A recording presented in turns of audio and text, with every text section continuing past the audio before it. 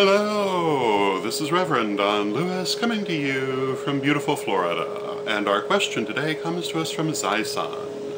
And Zyson says that he recently saw photos of myself and other prominent Corellians accompanying what he thought were negative articles that had nothing to do with us.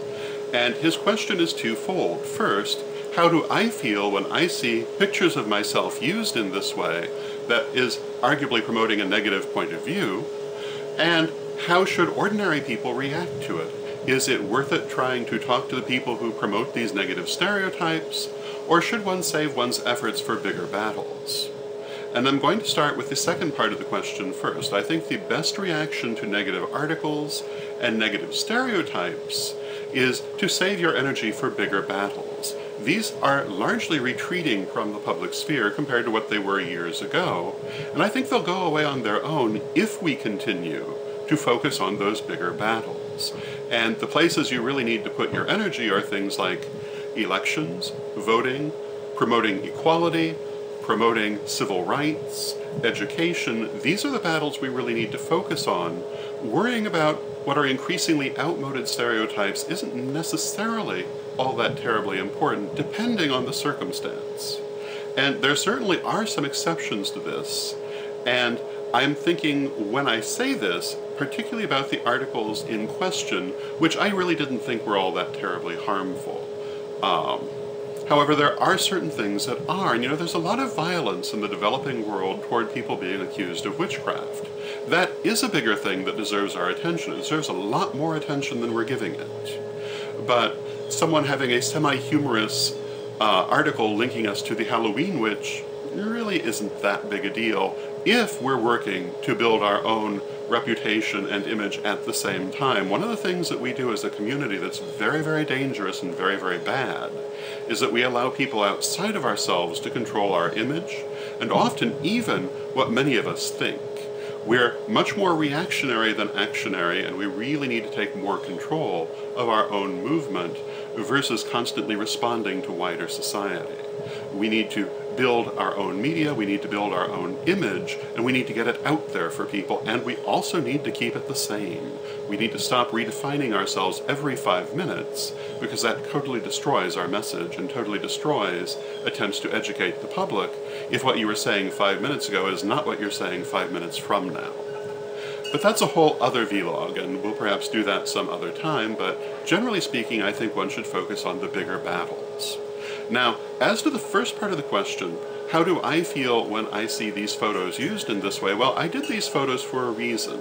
The photos that are being referred to show up from time to time in articles totally unrelated to me or my tradition or to witch school, and often negative articles. But these photos were done for the Associated Press many years ago, and with the intention that they would be used as filler photos, which is what is happening.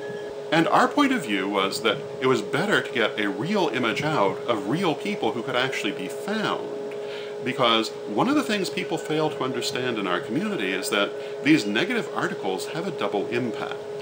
Now, people who already have a negative impression find that negative impression shored up by them, but a large group of people actually become very curious because of them and end up learning actual information because of the stereotypical article.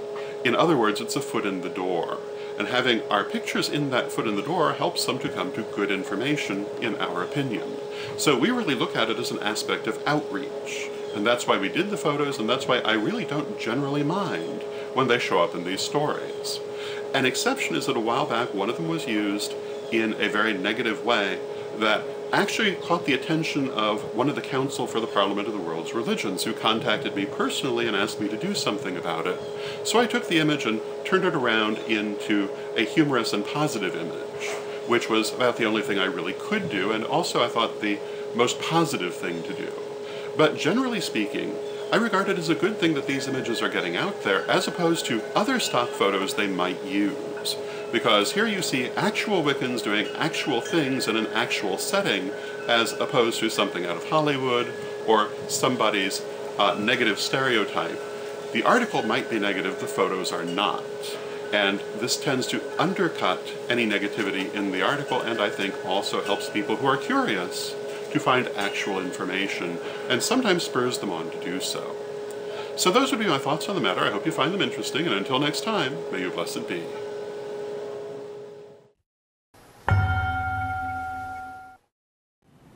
Hello, this is Reverend Don Lewis coming to you from witchschool.com. Are you looking for the best in pagan and magical education? With more than 12,000 pages, witchschool.com is like having your own personal library with individual learning assistants to help you study. And Witchschool's Anyone, Anytime, Anywhere education system is available any place on Earth, anywhere you are and anytime you want it, as long as you have an internet connection. Witchschool's lifetime memberships are a great value. They really do last a lifetime. They've been there for years and they'll be there for years to come. So get your membership today at witchschool.com.